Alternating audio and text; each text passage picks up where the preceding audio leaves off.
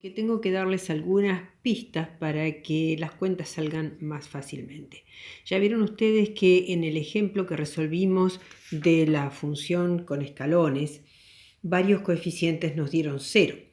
El término independiente, los coeficientes de los cosenos. Bueno, eso en realidad podríamos haberlo anticipado sin hacer ninguna cuenta, pensando en algunos conceptos de paridad. Decimos que una función es par si cumple con esta característica. Dado un cierto x y su opuesto, que la función valga lo mismo en los dos. Eso, pongamos algunos ejemplos. Digamos, y igual x cuadrado cumple con esto. Otra función que lo cumple, el coseno. ¿Cómo son esas gráficas? Vamos a poner algún ejemplito. La función x cuadrado, la función coseno de x. ¿Qué tienen en común? El eje vertical trabaja como un espejo. Lo que pasa a la derecha es lo mismo que pasa a la izquierda, porque eso es lo que está escrito acá, que lo que pasa de un lado es lo mismo que pasa del otro. Y eso hace que el eje vertical, si esto estuviera bien dibujado, disculpen la torpeza del dibujo, en el eje vertical tengo un eje de simetría. Si yo doblo la función por acá, se me enciman las dos mitades. ¿Qué más? Lo que tiene que pasar con una función par, si además ella es continua, es que en el 0 debe tener, como aquí, un máximo o un mínimo, pero no otra cosa. Una función digo que es impar cuando cumple esta otra condición. Vean la diferencia con lo anterior. Acá ya no es lo mismo lo que pasa en x o lo que pasa en menos x. Son lo mismo en valor absoluto, pero de signos contrarios. Ejemplos de funciones impares. Veamos. F de x igual x es una función impar. Otra función impar que nosotros conocemos es el seno. Vamos a dibujarlas y vamos a ver esto. Tomemos un cierto valor de x y calculemos la función allí. Para este valor de x, la función vale esto. Es un valor positivo, el tamaño es esto. Tomemos el opuesto de este x, o sea, este mismo valor, pero en valor absoluto, pero con signo contrario. ¿Cuánto vale la función aquí? El valor absoluto es el mismo que este, pero de signo contrario. ¿Qué ocurre cuando la función es impar? Cuando una función cumple con esto. Ya no tengo un eje de simetría. La función replica el primer cuadrante en el tercero y si tuviéramos algo en el segundo lo copia en el cuarto invertido. ¿Cómo es una función impar en el origen? Si no tiene un salto justo allí, en el origen, la función tiene que valer 0. Lo que dijimos antes del comportamiento en el origen, la función par tiene un máximo o un mínimo relativo en el origen, la función impar vale 0 en el origen, en ambos casos suponiendo que se trate de funciones continuas. Recordemos ya que estamos las series de Taylor de las funciones seno y coseno. ¿Se acuerdan que la función seno tenía solo exponentes impares en la serie de Taylor y la función coseno tenía solo exponentes pares? Justamente eso es lo que le da el nombre a las funciones. Cuando uno habla de función par o impar, lo que está ocurriendo es que su desarrollo en serie de Taylor de una función par tiene solamente exponentes pares. El desarrollo en serie de Taylor de una función impar tiene de todo un poco. Tiene solo impares. Pero hay funciones que tienen de todo un poco. Me iba pensando y se me fue. Funciones como por ejemplo la exponencial, cuyo desarrollo en serie lo vimos el otro día, que tiene todas las potencias de x. Y esa gráfica no es par ni impar. Ya ven, la función f de x igual e a la x tiene esta gráfica y acá no se cumple ninguna de esas características geométricas que dijimos. En el desarrollo en serie eso se evidencia en que están las potencias pares e impares todas en el desarrollo. Vamos a ver, no ahora, pero en algún momento, que una función sin paridad siempre se puede descomponer en un pedazo par más un pedazo impar. Toda función tiene dos pedazos, dos componentes, digamos, un componente par y un componente impar, y ya lo vamos a aprender a buscar. Lo que quiero hacer ahora es concentrarnos en lo que tiene que ver con lo que vamos a hacer, porque por un lado, bueno, vamos a ver qué pasa cuando multiplicamos dos funciones. ¿Qué pasa con la paridad del resultado? Esto que les voy a decir ahora se puede demostrar, y de hecho en el apuntecito está, creo que está todo demostrado en el apéndice, estoy casi segura. El caso es que si yo multiplico dos funciones, una de ellas par y la otra también par, el resultado es una función par. Si multiplico, a ver, ejemplo, si hago x cuadrado por x cuarta me da x sexta. Si hago x cuadrado por el coseno me da algo par. Si multiplico dos funciones impares, el resultado me da par. Digamos, x cubo por x quinta me da x a la octava, y eso es par.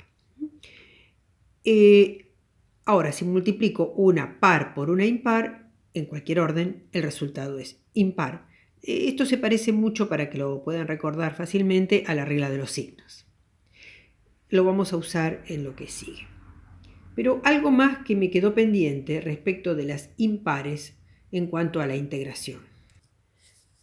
Consideremos que tengo una función impar cualquiera, podría ser el seno o lo que ustedes quieran, y lo integro entre estos dos extremos, entre menos a y a, o sea, el intervalo de integración es simétrico respecto del origen. Supongamos que esto es a y esto es menos a. Si yo integro esta función desde acá hasta acá, estoy calculando esta superficie, ¿sí? Este pedacito y este pedacito. Resulta que por cómo lo vemos intuitivamente, ¿no? Pero por el aspecto geométrico que tiene la función, esta superficie es negativa del mismo valor absoluto que esta, o sea, esta integral da 0, y eso va a pasar por el hecho de que la función sea impar. ¿Por qué traigo todo esto? Porque en el cálculo de los coeficientes de Fourier hay integrales, y si podemos anticipar que van a dar 0, entonces esa cuenta no la hacemos. Y ya que estamos hablando de la integración, pensemos ahora qué pasa con una función par. Dibujé cualquier cosa. Pero la integro entre menos a y a. ¿Quién sería? ¿Qué sé yo? Menos a y a. Estoy calculando toda esta superficie, todo esto. Bueno, vean que si el dibujo fuera un poco más aceptable, lo que tengo es que la superficie que va desde el origen hasta A es lo mismo que la que va desde menos A hasta el origen. O sea, toda esta superficie es el doble de esta. O sea, puedo decir esto, que esto es el doble de la integral entre 0 y A de la función. Eso para que, bueno, después saquemos ventaja a la hora de hacer las cuentas. Vamos a ver cómo queda la forma de la serie de Fourier si la función es impar. Y vamos a ver que en el ejemplo de hace un rato, que teníamos una función impar, bueno, vamos a verlo. ¿Qué pasa cuando uno calcula el término independiente? Que dijimos que es lo mismo que llamarlo a sub 0 sobre 2. ¿Qué calculamos? La integral de la función en un período. Vamos a escribir esta integral en una forma conveniente, porque dijimos que el intervalo de integración lo ponemos donde nos guste. Entonces, el término independiente lo calculamos en un intervalo que mide un período, desde menos t sobre 2 a más t sobre 2. Y acá estamos exactamente en la situación que decíamos hace un momento, donde decíamos que si la función es impar y el intervalo es simétrico, la integral da 0. Conclusión: en una serie de Fourier de una función impar ya sabemos que el término independiente va a darnos 0.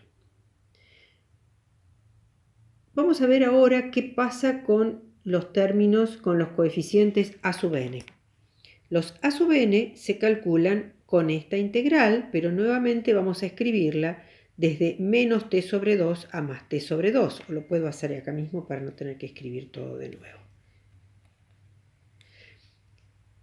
Estoy suponiendo que la función f de x es una función impar, pero el coseno es par. Entonces yo acá estaría multiplicando impar por par. Y eso nos da impar. Este producto de impar por par me da una nueva función que es impar. Y a ella la estoy integrando entre menos y más t sobre 2. Dije, este producto resulta que es impar y todo ese bloque integrado en un intervalo simétrico ya sé que me va a dar 0. Piensen ustedes en el ejemplo que hicimos hace un rato. Se ve que esta función es impar, que si yo la calculo en un cierto x y la calculo en menos x, el valor que toma en x y el valor que toma en menos x son de signos contrarios y eso pasa para cualquiera que sea x. Entonces, ¿qué pasó en esta serie? Que nos quedó solamente algunos términos con senos. Efectivamente, se tenía que anular obligatoriamente el término independiente y también los términos de los cosenos, porque esto finalmente nos da los a sub n, quiere decir son todos ceros. Los términos de los senos no, porque va a ser f por el seno y el seno es impar y el producto de impar por impar da par y eso no se anula, o en todo caso puede ser que se anule alguna vez, pero no es obligado que sea cero. Por lo tanto, la serie de Fourier de una función impar tiene una formita particular. La serie de Fourier de una función impar tiene ciertos coeficientes. Podrá ser que alguno se anule, pero en general no son ceros. Y lo importante que quería remarcar es que está compuesta de términos con funciones seno. Ya sabemos que las funciones seno son impares. Pues bien, si la función f es impar, está hecha de componentes impares. Esto es lo que quería marcar. Veamos ahora cómo es la serie de Fourier de una función par. El jueguito que dijimos recién se nos va a presentar ahora cuando busquemos los coeficientes, los b. ¿Por qué? Porque voy a tener una función par multiplicada por el seno.